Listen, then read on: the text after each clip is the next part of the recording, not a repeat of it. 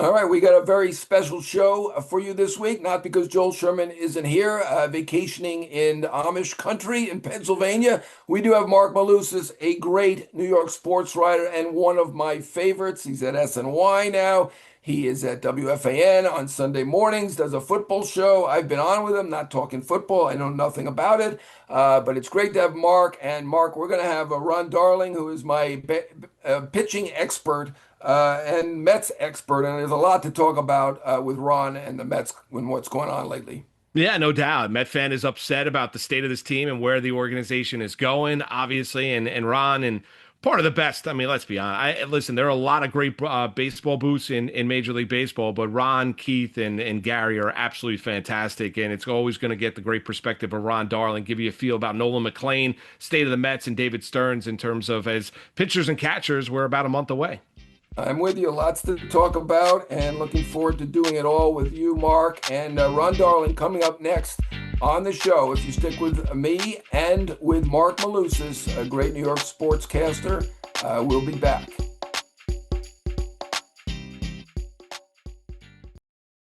All right, Marc, I'm excited to get into this with you. There's a lot going on and maybe not going on with one of our teams. I'm concerned. Let's tackle the Mets first. That's the team I'm really concerned about. What do you think is going on? Obviously, they lost Diaz, they lost Alonso. They're working on Tucker now. I'm not sure he fits. Obviously, he's a great player. I have got questions about their plan that they're now going to have another $50 million right fielder who bats left-handed. Wouldn't it have been easier just to bring back Alonso and bring back Diaz? I mean, they weren't even close on Alonso, so that's kind of a pipe dream to even think of that. But I mean, how do you let Diaz go too?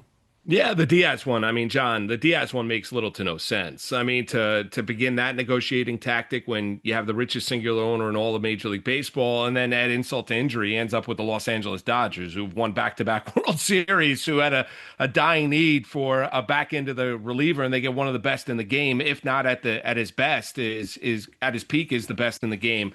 Yeah, I'm concerned about the Mets. And John, you hear it, I hear it in terms of the Met fan as well, that they're concerned about where this organization is going and the direction of this team. And I really think the failure of the Mets on the field in 2025 opened the door for the president, David Stearns, to kind of mold this team as he sees fit. And the Alonso stuff, yes, I don't disagree. It's going to be strange seeing Pete in a Baltimore Oriole uniform this upcoming season after, what he has accomplished here in New York with the Mets. But if they weren't all in a year ago, now another year older, I don't think Alonso was ever going to get that long-term deal. And I'm glad Alonso was able to get that. Good guy, really productive, plays all the time, and now lands in a very hitter-friendly ballpark down in Camden Yards. As far as the Mets now is, I think Stearns has painted himself into a corner. So, they're in on Tucker with the, AAV right around $50 million. They need bats. They need offensive. They could talk about going out there and being a run prevention team.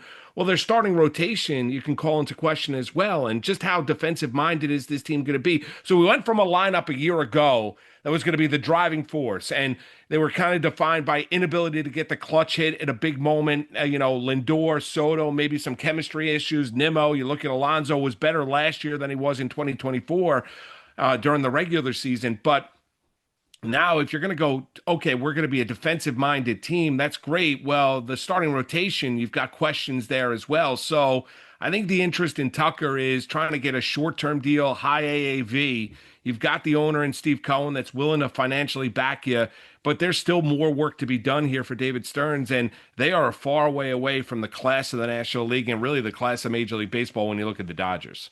I'm glad you mentioned Tucker. I mean, that's really the story as we do this here on January 14th. It has now come out that they offered $50 million per year on a short-term deal. We know the Dodgers and the Blue Jays are in. I mean, is this a good idea just because we need great players on this team? Or I mean, am I crazy? I don't see that. Was this their plan to get another $50 million left-handed hitting right? If they get him, they now have three left-handed hitting outfielders starting. I'm assuming Benj, who's a phenom, is going to be the center fielder. They're certainly hinting that way.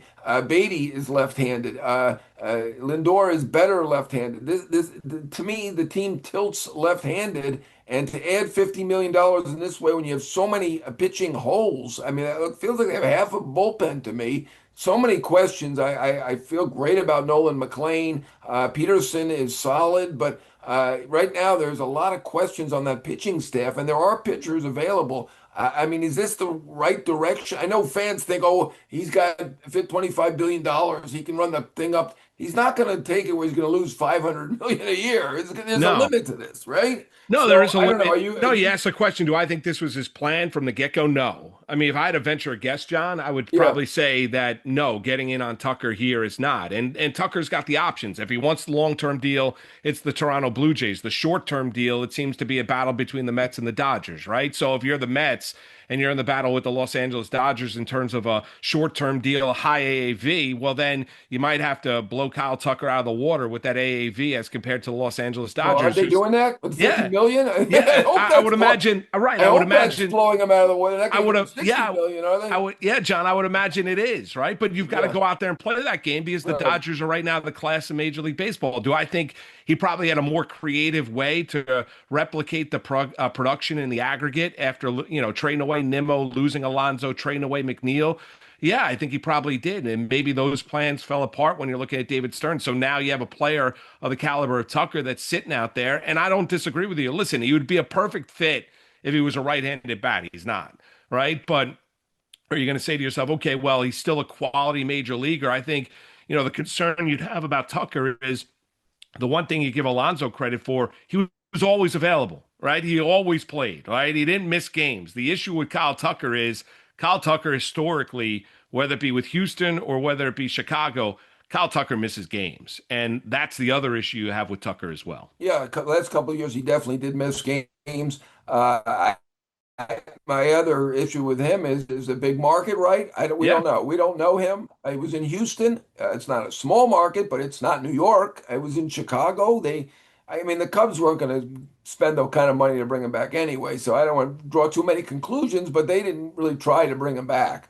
Uh, he's still out there. They're not trying. They signed Bregman. That's going to be their big signing. Yeah, I don't think this is their plan. Do you think Right. this is Steve's plan? I mean, we're guessing. We Well, don't know. They're not confiding in us, but it feels like he was letting David run it, and now it's maybe Steve's plan because the fans are not happy. I know the fans are with you. Tucker is great, and they'd like to see Tucker sign now, and I well, get it if you're a fan, but do you think Steve is now? And we're guessing based on the history here. We don't know for sure, but this does not seem like David Stearns' plan at all, ever. Even no, now. no, it doesn't. No, it doesn't, right? But that's the kind of I mean, John, and you've talked about this, like when you look at the combination of, David Stearns and what he was able to do with a lot with a little out in Milwaukee and then bringing him here to New York. And then obviously now, he gets to, he's got Scrooge McDuck that owns the team, right? He's got an unbelievable amount of money when you look at Steve Cohen. I say that in glowing terms, right? And who wasn't a fan of DuckTales when they were growing up, right? So you look at it and I think now Steve called out, the owner of the Mets called out the Met fan the previous year in 2024. The Met fan showed out in droves in 25. He knows he needs to have a competitive team on the field, for the fans to show up at Citi Field, right? He's already going to build around it. We all know that. I don't think that. And Steve wants to win. I mean, when you look at it, he bought this team. He wants to win. I have no driving force. He's won at life. So you look at Tucker, the one benefit would be that I would say that of him coming to New York is he's not going to be the biggest star on the team. That is going to be Soto, and as long as Lindor is still here. So he gets to fly under the radar a little bit, similar to the way he was able to fly under the radar down in Houston, right? Right, Because that was right. Altuve's team, right? And it was And Springer's team, and it Correa, was right, Correa's team, right? So right, it was never really his team. He can, even if with the high AAV, say he signs with the Mets, he's making $50 million a year. He's still not going to be Juan Soto, and he's no, still not going to be Francisco Lindor, and he's not going to be the mouthpiece to the New York Mets. So that might help him a little bit if he signs that short-term deal, high AAV coming in here to provide the offense that really, honestly, John, when you look at this lineup, they really need. I mean, they do. I mean, Vientos is a question mark. Beatty's a question mark. You look at it, Alvarez behind home plate. What version of Alvarez are you going to get? A lot of offenses left the room and consistent offense when you look at it. So even though they want to be a run prevention team and more defensive minded, you still need to score runs. And Kyle Tucker can certainly help the Mets do that. Fair enough. Maybe you're convincing me. They definitely need offense as well. I just think it feels like they have a half of a bullpen, and the rate rotation has got even more questions uh, than the lineup. Anything in your mind? You know, the free agents who are out there. You know, the pitching guys, trade guys are out there, whether it be Skubal or Peralta or Gore. Free agency, there's Framber Valdez, who's got a long history. I know they're suggesting he's like just like Max Fried, but you know, it's getting late. I don't know, you know, if anyone's getting $218 million from the pitching standpoint at this point. You've got Ranger Suarez, who's been really good in the playoffs, as is Framber for the Astros. Yeah. Suarez for the Phillies, Zach Gallen. There are a lot of guys out there. Where would you go? And you know, if you sign Tucker, and then we start naming all these guys that they're going to get, uh, they're gonna end up being over 400 million again. I know he gave him a budget of around 340 to 350, and it's clear that he's ready to blow right through it. Yeah, true. I mean, I mean, number one, if okay, so say they get Tucker. If I'm looking at the pitching market, and the reports out of Milwaukee, John, are that they want to establish ready or everyday guys that can help the Milwaukee Brewers in the here and now in 2026. Well, I think I've got that if I'm the Mets, right? If I build up my farm system, and I'm looking to try and win, then I'm willing to deal from that farm system. Just look at the Los Angeles Dodgers. They deal from their farm system every single year. They have no issue Right. with it because they're trying to win, right? So it's okay to have prospects, and fans love prospects, but more often than not, 70%, 60% of the time, the prospects don't end up turning out to be what you envision them being when they're coming up through the farm system. So Peralta would be at the top of my list in terms of guys that, are in free agency right now. I'd wait on Skubal to see when he hits free agency a year from now. If we had baseball a year from now, given the uncertainty and the new CBA and negotiations between the Players Association and the owners. In terms of guys that are sitting out there, Ranger Suarez and would be at the top of my list. I'm familiar with him. Obviously, he's pitched in big games. I don't know if it's necessarily going to cost me an arm and a leg. Framber Valdez would be another one that would be intriguing, but I'd pursue making a trade with Milwaukee and trying to get Peralta from the Brewers.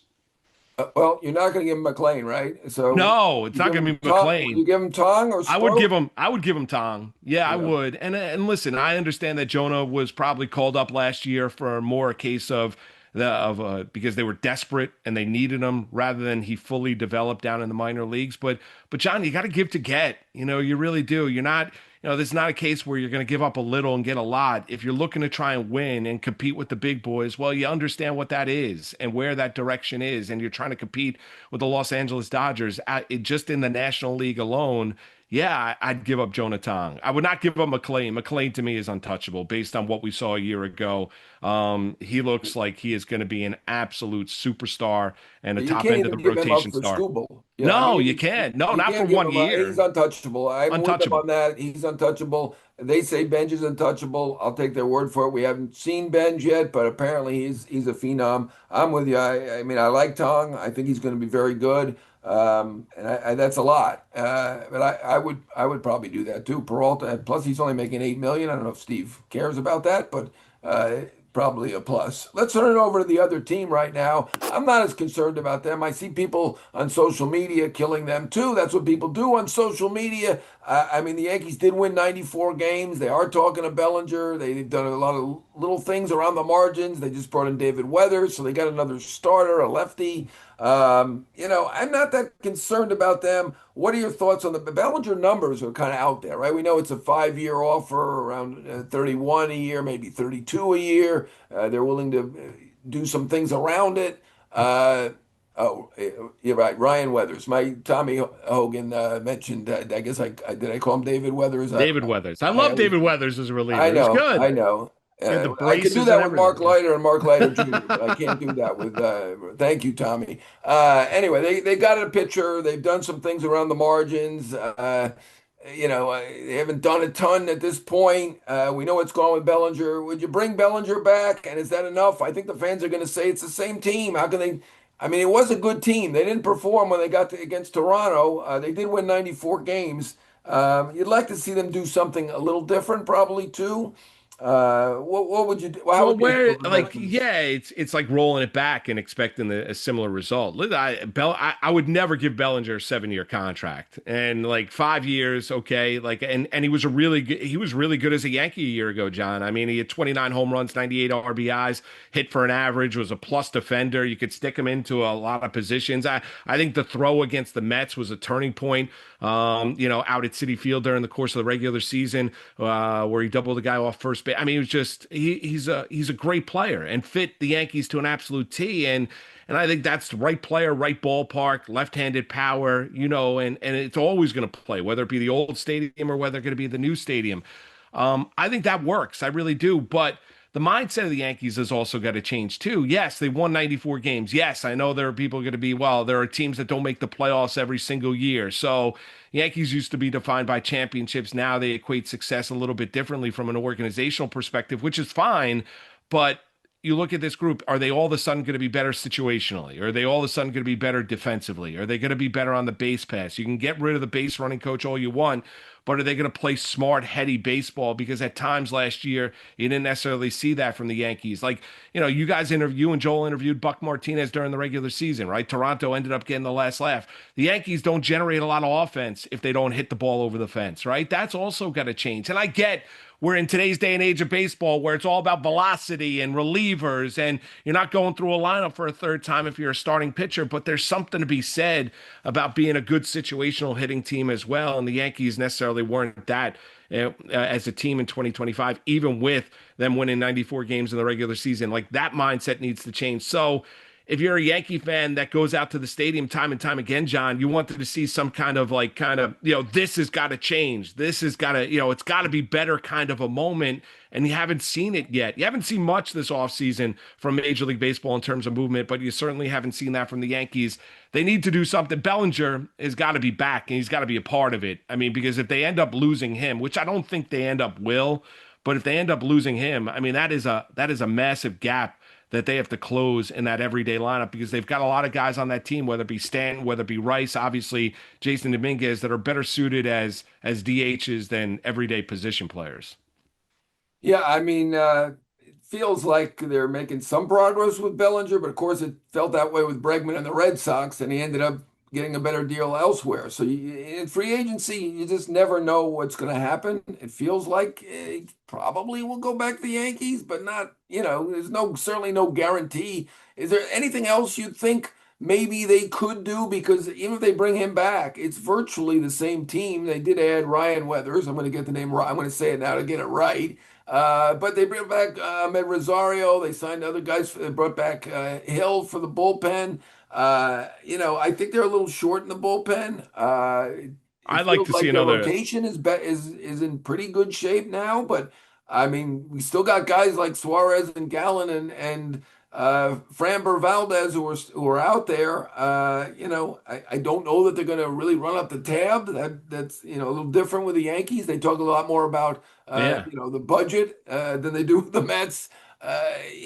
What do you think? Is there something else you'd like to see them do? I listen. I thought Diaz would have, and now it's kind of water under the bridge. I thought Diaz would have been a perfect fit for the Yankees. The Dodgers I'm end up. any team I'm signing Diaz. The guy was Yeah, I'm with you. The Braves were in. unbelievable, Yeah, I right? mean Diaz is sitting out there, and when he's at his best, he's the best reliever in the game. And he's sitting out there. He ends up with the Los Angeles Dodgers. And John, there wasn't that long ago where the Yankees used to stack former closers in the back end of their bullpen, where sixth, seventh, eighth, and ninth inning, you had guys and they were throwing, and they used to be closers on other teams, and you're not getting that now when you're looking at the Yankees. And Diaz to me would have been a guy that would have been a home run signing, Oh especially. man, yeah, I don't know. Are the Yankees polite? I don't know. They lost Soto to the Mets. They didn't have to be so polite. I'm with you. That's a great idea. It's a little late, but No, it's a little late, but I didn't think of it then. But I yeah, mean, but for it's playing. 23 million a year, I don't know if maybe he's a little more interested in the Dodgers. He's still National League. They've won the World Series the last 2 years, but I don't know. I thought Diaz is fantastic, and it's certainly entertaining, and it would have been really. I don't know, have Timmy Trumpet playing against the Mets in a Subway Series game. I don't know. The Yankees are very nice, polite. I mean, one thing about Hal is he's a lot more polite than George is. But I mean, they haven't won for it's been a decade and a half since they won. Wow, I'd yeah. like to see them step on the gas a little bit. Well, I I would agree wouldn't with you. mind them doing Bellinger, and we're going to sign Valdez, and we're going to sign Suarez, or Or Bichette. I mean, you throw him out there as well. I mean, like, yeah, I mean something, right? And I'm with you on the bullpen. That one of the underrated great parts of those championship teams of the '90s was that bullpen. Certainly when you had Wetland and Rivera, but other years you have Stanton and Nelson, and they were all great. Their bullpens were the best. Of course, also had Clemens, Pettit, Cone, El Duque. They had the best rotation as well, and you had Derek Jeter, which is a huge plus. To me, an underrated, a great player. But to me, the well, bullpen, you've got certain guys who I know that the bullpen is tricky, and there aren't guys that do it year after year after. Diaz is one of those guys. So I love that idea by you. well, yeah, Diaz would have been great. Back end, I mean, you hit upon it. I mean, I think the back end of the bullpens needs to be addressed if you're Brian Cashman. I mean, I do. And listen, I'd still continue to kind of flirt with Bichette. I really would. And, it's been, you've reported, many people have, talked about the fact of floating out the idea of moving on from Jazz Chisholm. Even though he presents something the Yankees don't have coming off a 30-30 season a year ago with the athleticism and obviously the ability to go out there and steal a base. But if you don't want to sign him to a contract extension or whatever it might be, or you think that might be an issue in that Yankee clubhouse, then, Bichette would be a guy who is obviously defensively no longer a shortstop, would be, very open to the idea of playing second base. But you still got the same questions, right? You got the questions, McMahon, wonderful defensive third baseman. What exactly are you going to get from him offensively? What exactly is Anthony Volpe as an everyday player? Jason Dominguez looks like more of a DH than anything else. And clearly he's not the same, better one side of the plate than the other, but not nearly the offensive player that you thought he was going to be when he was a prospect coming up through the Yankee farm system. Grisham ran to signing that arbitration deal when the Yankees offered I him can't blame arbitration. him. I think he Yeah, I made the don't right blame him. call. Right, I don't know what exactly. he. I was out there saying, don't give him don't give it to him. Don't take a chance. To me, it would have been more obvious to make sure to bring Bellinger back. But now, I guess in a way, they're a little covered. He did it the most home runs of any center fielder last year.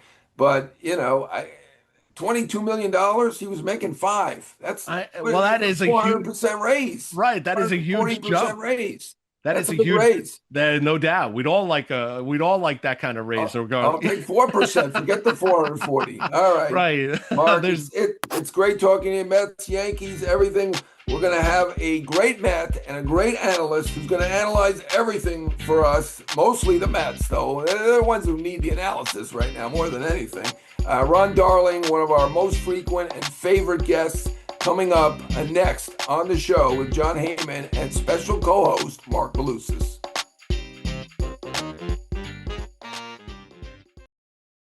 All right, now we're going to welcome in Ron Darling, who is, if not the best baseball analyst going, certainly one of the best, part of the Gary, Keith, and Ron trio. That's one of the best booths. I'm sorry, Michael, one of our featured frequent guests, but it's the truth. It is a fantastic booth that they have with the Mets, and he was a terrific pitcher in the Mets Hall of Fame. Ron Darling, welcome in. We have Marc Malusis here to join us to figure out what's going on with the Mets, particularly the Mets and also the Yankees. But welcome, Ron. Hi guys, how are you? I'm so happy that Mark's here. Where's Joel? Joel on the road. Got some Yeah, time. you know what? Joel told me he's in Lancaster. I don't know if he's joining the Amish or what he's doing out there, but he told me he's vacationing. It sounds like vacation in Lancaster. I think he was on a horse and buggy. I don't know. Maybe he's giving this up. I don't know. If I so, mean, we'll have Mark full time, but he's it, here for today, and I'm thrilled to have him. As I we're mean, thrilled Joel, to have you, Joel is. Ron. You've been on many times, and we really appreciate all the insight that you do bring. I got to start with the Mets. It's out there. They're offering Kyle Tucker 50 million. I'm on record. I think he's a great player. Hmm. Not the second best player in baseball, as his contract would suggest, but a great player. But they already have a $50 million right fielder. I don't know. What can they fit? Can they find room for Kyle Tucker on the Mets? Well, certainly they can find room whenever you're that kind of player. When I think of Tucker, there's not many places you can find negatives. Okay, he's a 30-30 guy. I think last year he had north of 140 OPS plus as a player in a season that wasn't perfect for him. It was kind of up and down. So it tells you the kind of player he is. The only thing that would alarm me is that he's only played, what, 214 out of the last 324 games. That's something. I know a lot of the injuries are just kind of those injuries that you don't count on. They're not debilitating shoulder or knees or something like that. But still, you're paying the guy 50 million. You're hoping for 150 games. So he would fit their lineup. They certainly could use a right-handed bat as well. But it's getting late in the season, and are you going to make a move for an established major league player, or are you going to count on some young people that have been rated high in the minor leagues? So that's the fence I think David Stearns is trying to figure out. Ron, when you look at the way that this offseason has gone for the Mets, the concern that you've heard from Met fans, and I know the offseason, even though, as you mentioned, it's getting late, it's not over yet. You think the Met fan has every right to be concerned about the direction of where this team is going right now? I think they're very sensitive and raw, and the reason I say that, you don't lose an Alonso, Diaz, McNeil, and Nimmo. I know around the league, maybe that doesn't feel like a huge hit. But for Mets fans who come to watch the games every day, those are four of their real favorite players. And, that's what fans are all about. Yes, they want the team to win. They want them to win the World Series and all of those things. Every fan base wants that. But they also want likable players that they can root for. And that certainly was the case. I had to do a show the other night on Major League Baseball Network, and a lot of Met fans were upset at me because I said on the show, kiddingly, obviously I'm not very humor, that I wasn't going to talk about the Mets. I meant that because every show I do here, I've become the authority on the Mets. And can I tell you, I know very little about the Mets in the postseason. I find it's my job to worry from April to the end of September. That's my job. So I don't worry about it as much. But I do know for fans, which makes them sensitive and raw, is when they lose players that they've rooted for a long period of time. And that doesn't just go away right away. You mentioned the Mets in the postseason. They weren't in the postseason last year, as you know, winning 83 games, tying with the Reds. A very disappointing season. I know that they think their team is as good or better now, and they point to their numbers that suggest they have an 87 win team, I guess, which probably gets you in the playoffs. Do you see hope here? Do you feel like this team is better, or is it better because they're going to go sign a bunch of guys? Yeah, I don't think personally, in my opinion, I don't think they're better right now, John. What day are we? 11th or 12th of January, or whatever day we're at. 14. They're a better team than they were last season. I don't know how you can make that argument. Losing a steady Nimmo, a versatile McNeil. Maybe you can make the argument the best closer in baseball in Diaz and Alonso with his 45 plus home runs. So I certainly don't think they're better. That being said, there's still time and to make some significant moves. I mean, literally, if you signed a big free agent, whether it's Bellinger or Tucker, you traded for a Freddie Peralta, let's say.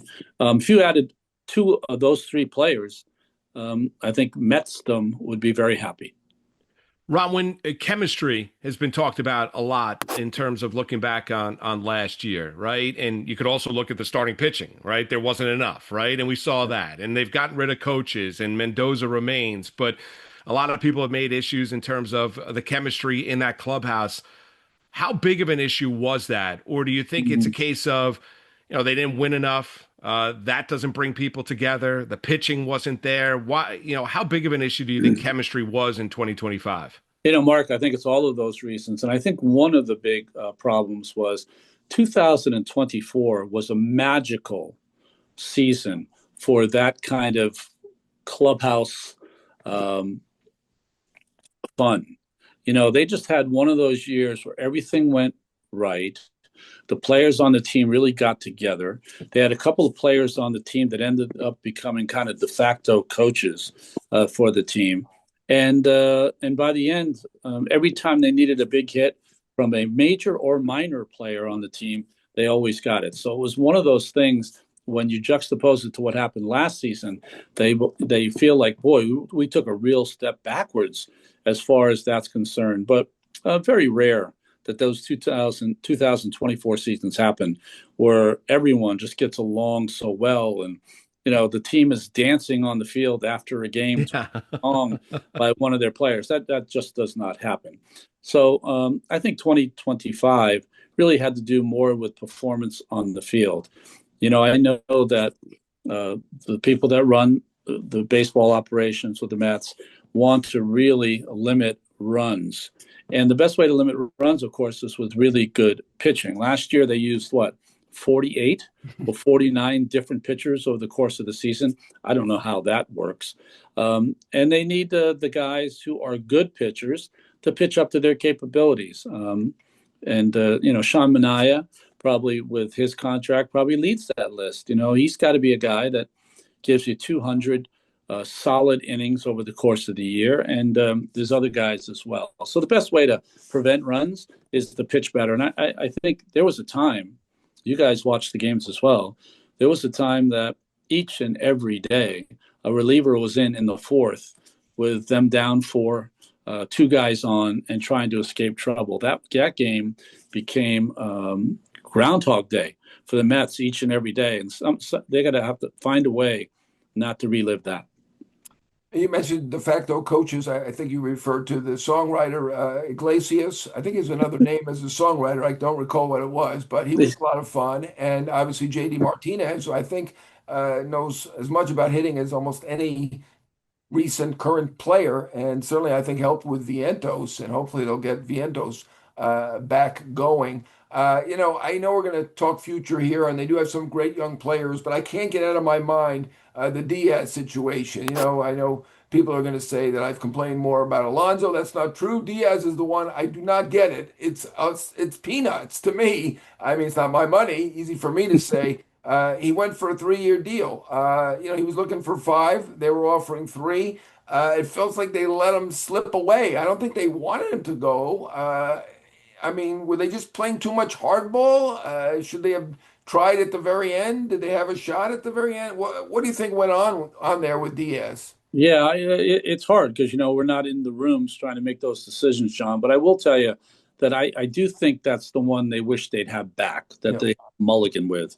And the reason I say that is because there's not many great closers out there that can go multiple innings, as Diaz can if you need it, can be unhittable at times. You want your relievers to come in and the ball not to be in play. No one's better than him at doing that. I think what happens, John, in this game today, we have so much information that we can really put a price tag on what we want to pay players, how long we want to pay it. But the factor is always going to be thus. If it's a free agent, those things change. They change by the second, they change by the minute.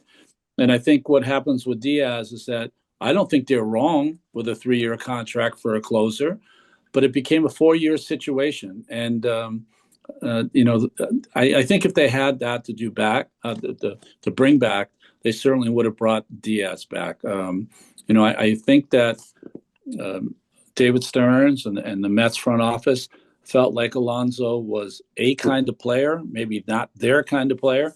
That's great. This is the hard business of baseball. But Diaz is any team's closer. There's 30 teams that would have loved him. And also, at some point, trying to win the whole thing, right? So if you're trying to win the whole thing, then you have to beat the Dodgers. You got to be better than the Dodgers. And for them to steal one of your big weapons, I think that's you'd hate to see that play out in late October. Rob, I want to ask you about one of the starters that everyone's excited about, and that is Nolan McLean. Having been over at SNY, talk baseball with you, be able to talk baseball with Bobby, pitching with Bobby Ojeda over the years. like you guys always talk about, yeah, velocity's good. It's all about movement. And his pitch selection and the repertoire that he has and the movement that he has. Talk a little bit about. I can't wait to watch him for 30 plus starts in 2026 when you look at Nolan McLean. Yeah, there's so much to like about Nolan. First, the name. I mean, the, Yeah. the second bite at the apple for the Mets with a guy named Nolan. So hopefully this lasts longer than the other one. Second, there's a toughness to that kid.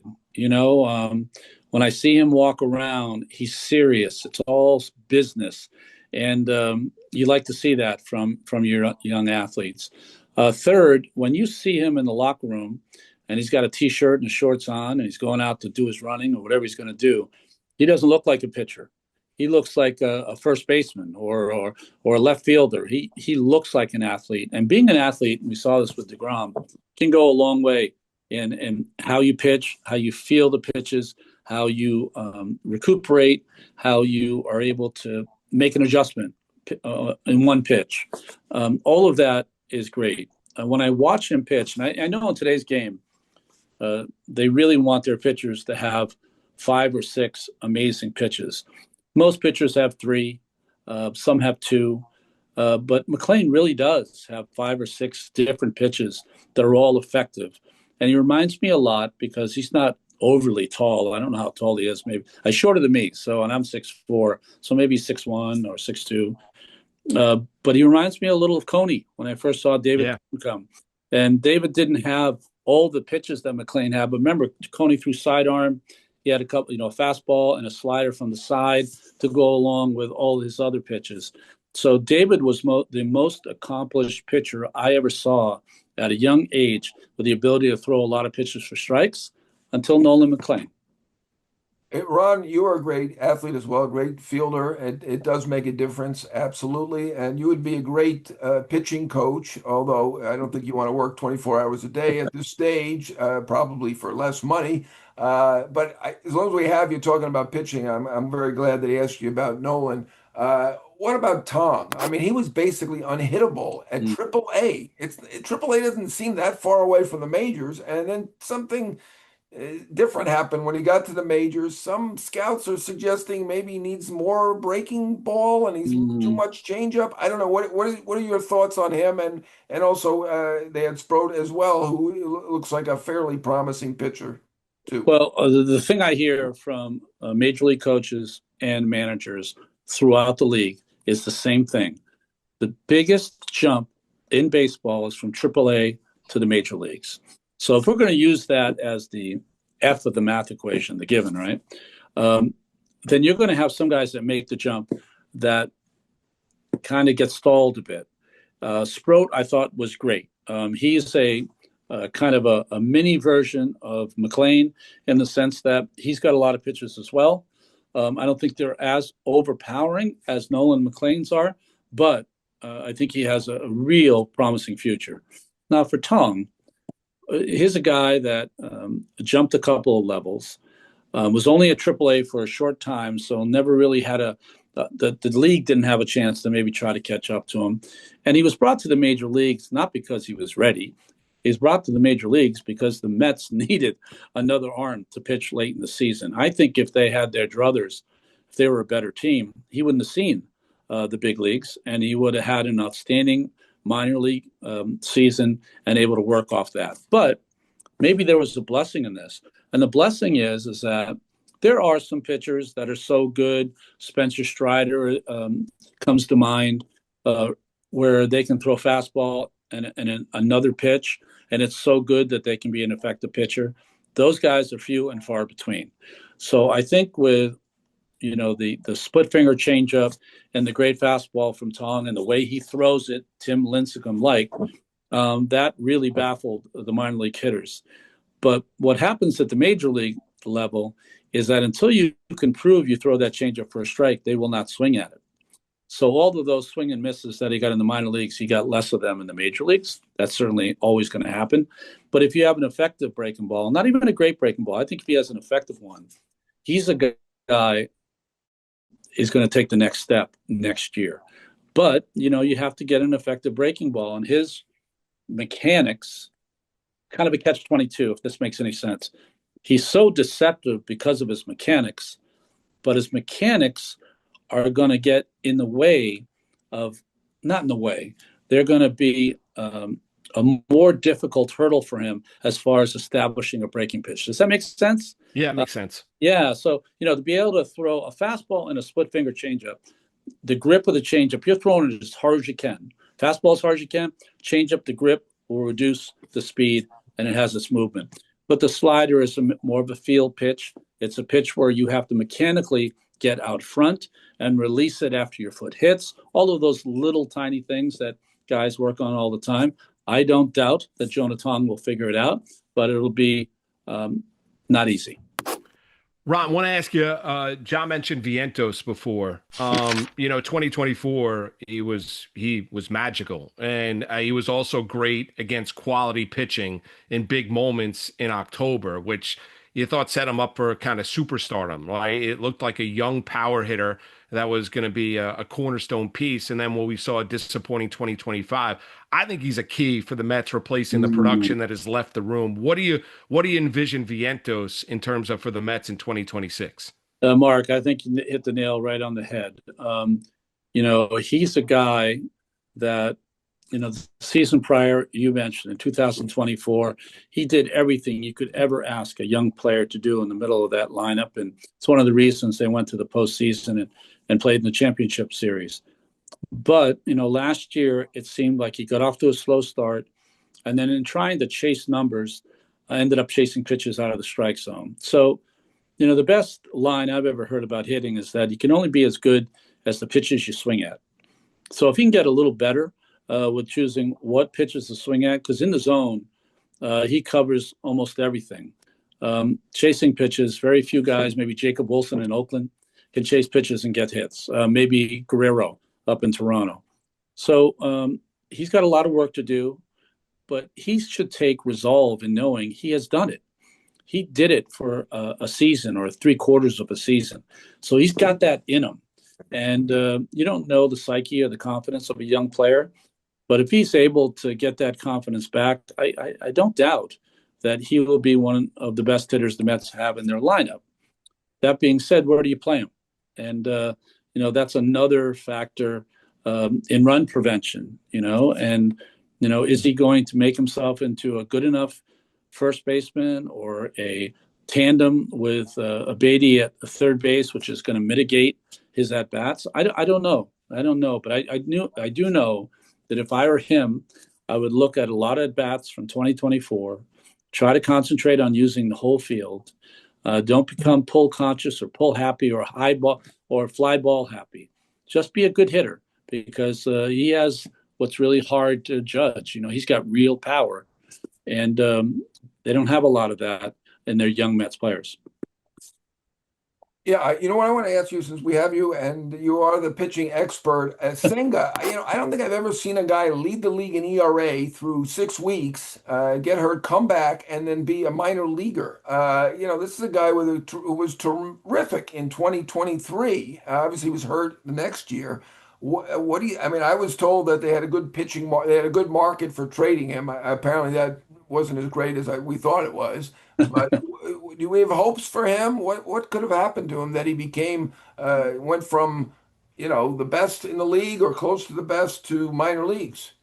Yeah, we certainly have hopes for him, Jon. I thought that in the first month and a half, 2 months of the season, he might have been one of the best pitchers in the National League. He had a start in Oakland. I think I don't know, it's 8 or 9 innings, whatever it was.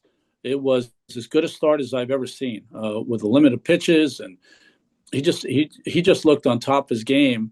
I remember remarking, if he stays healthy, this could be better than his rookie season. Well, that wasn't to be. The covering first, and an errant throw blew out his hamstring, and he never quite recovered from there. It's a league that has now seen that ghost fork a lot. I think he's going to have to figure out, how to get to that ghost fork, and in a weird way, how to use it less. Does that make sense?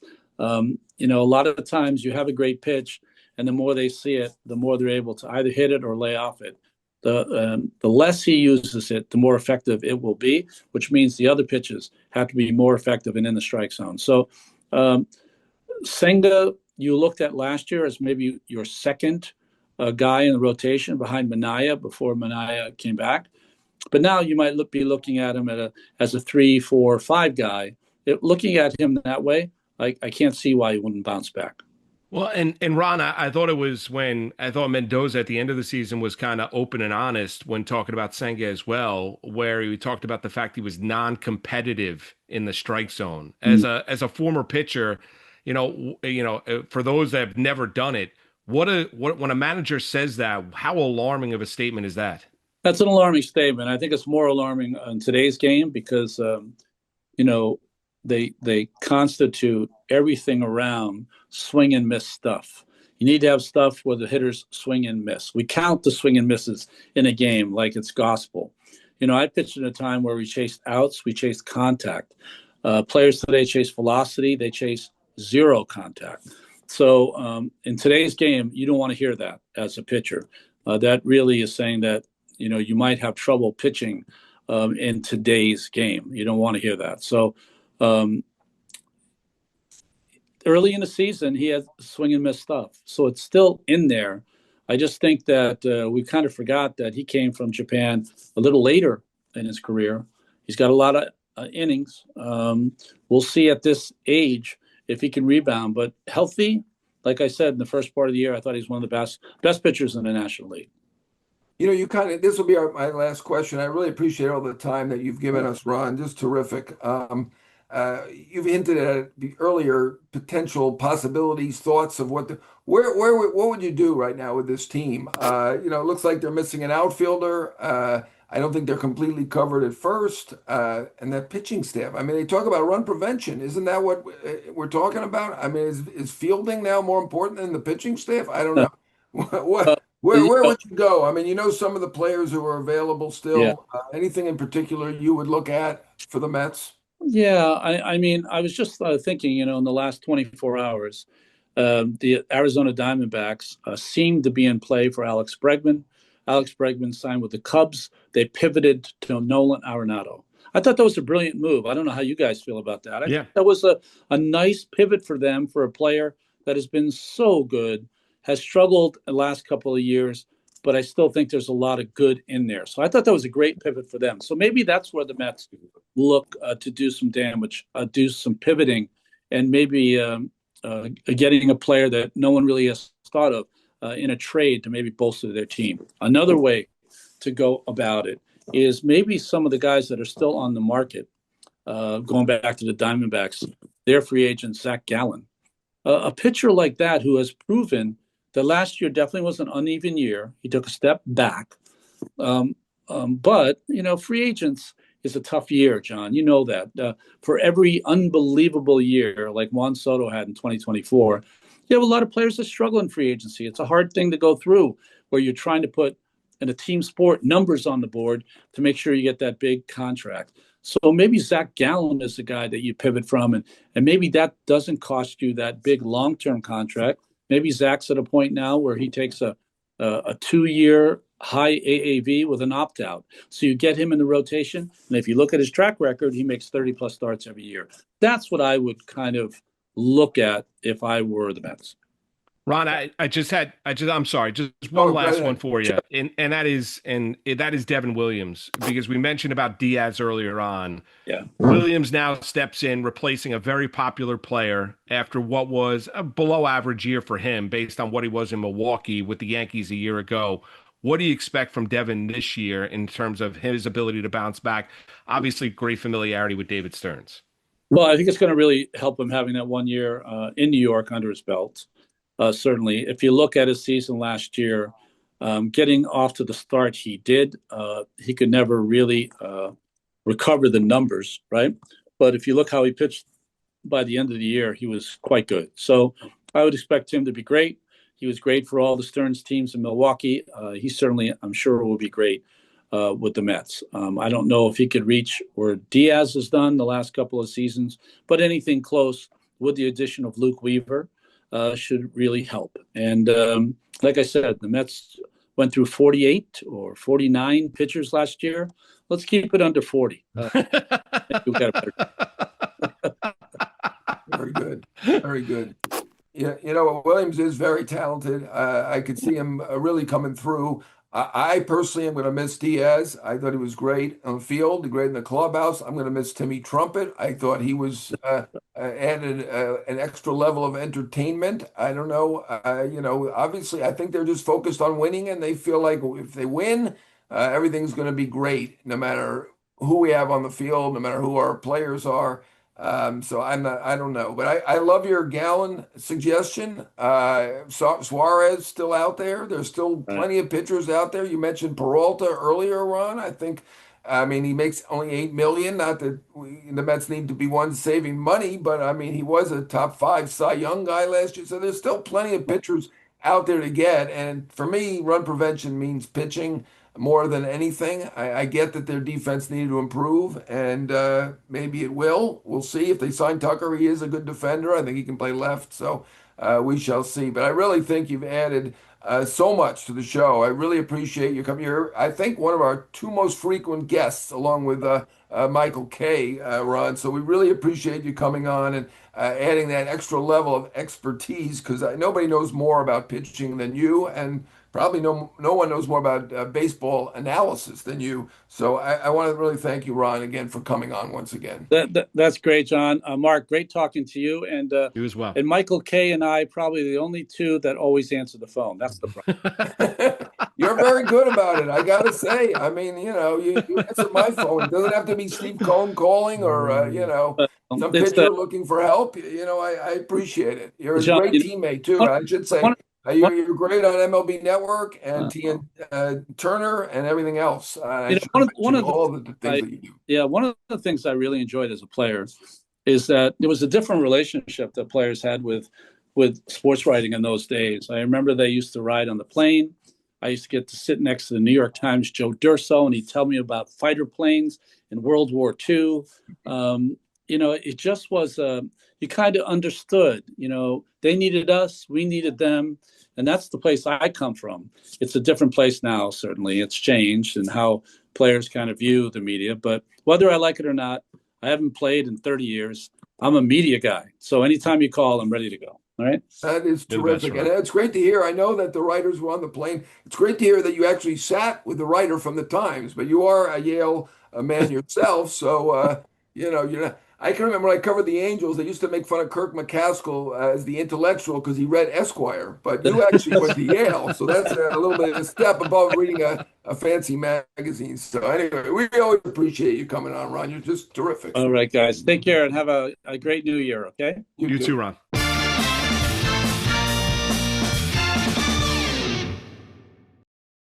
All right, we've come to the part of the show where we give either a hit or an error, and I know that my friend Marc Malusis is prepared. Hit or error, what you say? I'd go an error for the Arizona Diamondbacks making the trade to go get Nolan Arenado from the St. Louis Cardinals. You look at it, listen, Arenado is sitting here right now and, up there in age. At one point in time, he was an elite level offensive and defensive player with the Colorado Rockies, especially at third base. And listen, Jon, I still think he can go out there and pick it. But in terms of what he is right now as an offensive player, his OPS a year ago was 666. He hit 237, 12 home runs, 52 RBIs. If you go back to last offseason, he was a guy that there were Yankee fans thinking that maybe he could come in and be the third base solution. Remember that? And Cashman said thanks, but no thanks. And he ended up, to me, I get the idea of Arizona needed to pivot. I don't know how much Nolan Arenado really has that much left in him in terms of being that kind of baseball player. If you limit the expectations, maybe it works for Arizona, but I think it's more of an error than anything else, given the state of where his game is right now at this age. Yeah, I mean, he's been I was going to say average offensive player, but 666, that's an ugly number, however you look at it. Yes. So maybe a below average offensive player. I'm with you. You can still pick it. One thing I will say about it is he is cheap. For 11 million for 2 years. I mean, that's not a sports writer salary, but that's not a superstar salary for a guy. he'll be paid by the Cardinals. So nobody, we don't need to take up a collection for Nolan Arenado, but they did get him cheap. I will say that. It is interesting you bring up the Yankees and Arenado. He rejected the Astros, thinking he was potentially going to go to a big team, including the Yankees. He wanted to come to the Yankees. I think the Yankees, Boston, Dodgers. He had a very exalted list of teams he wanted to come to, but I do recall that he was hoping that Goldschmidt and LeMahieu, his two buddies, one from St. Louis, one from Colorado, were going to help him grease the skids to get him to the Yankees. Didn't work out. He's a Hall of Famer. He Yeah. led the league in home runs multiple times. He's one of the greatest defensive third basemen ever, but I understand where you're coming from on that. I'm going to do a make good, which is a hit for the Cubs. I kill them all the time for not spending a dime. They didn't spend more than a dime. They spend millions of dimes. For Alex Bregman, they beat out the Red Sox. I could make an error in the Red Sox. I don't know why they didn't give the no trade. I mean, how hard is that to give the no trade for a guy who's the clubhouse leader? I don't know why they did that. I'm sure that stuck in his craw.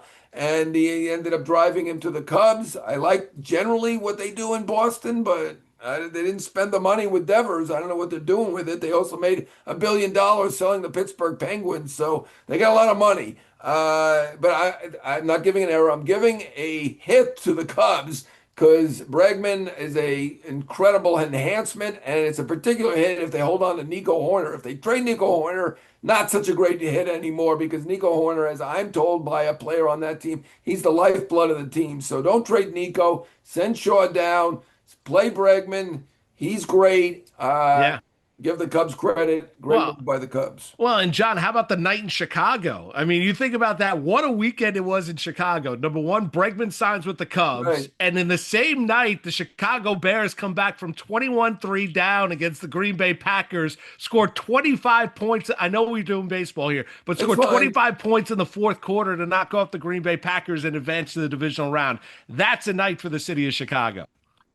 Yeah, I mean, I can't say too much positive in case my family's listening. My in-laws are from Milwaukee. They weren't that thrilled with that outcome, but give the Bears credit. I know it is a baseball show. It is amazing how much they've come back, how often Yeah. they've come back. Sorry, bad grammar for a Northwestern graduate. How often they've come back. Caleb Williams has been great. And yeah, then we saw Alex Bregman with a Black Hawk in a Black Hawk jersey. I guess they call that sweater in hockey, right? Yeah. Sitting at the game. I mean, he's been a Black Hawk fan for life, apparently. I don't know, probably for one day. But anyway, great move by the Cubs. Give them credit. I like your error. That's good. That's good. I like your error. You're like Joel with the error. That's good. You wanted to keep the theme going because you knew Yeah. Sherman probably does a lot of errors. Anyway, it's been great having you. You've been terrific, Mark. You're great on SNY. You're great on FAN. You're always great. You're a great New York sportscaster. It's great having Ron Darling on, our favorite favorite and frequent guest. Thanks to Tommy Hogan, who does a great job as the producer. We had a little technical difficulty early. Nobody saw it, thankfully for that, but delayed us a bit. And he always helps out with that. And it's been a great show. I really appreciate all of it. And I hope everybody keeps watching, listening. Go to the New York Post Sports YouTube page to watch us. And certainly if you get your podcast on Apple or Spotify, do it that way as well. And next week, we're going to have a special theme where we're going to answer some listeners and watchers' questions and comments. So send them in via Twitter, send them into the sports YouTube page, New York Post Sports YouTube page. And Joel will be back next week. He's out vacationing in Lancaster, Pennsylvania. I don't think he's becoming Amish. Can you convert? I don't know. He is in Lancaster, Pennsylvania. But he will be back next week, and we're going to tackle shouldn't say all questions, at least 5 questions from the viewers, fans, and such. And that should be fun as well. Anyway, I had a lot of fun today. We'll be back at you next week. Thanks again, Mark. Thank you, Ron. Thank you, And John. thank you, Tom.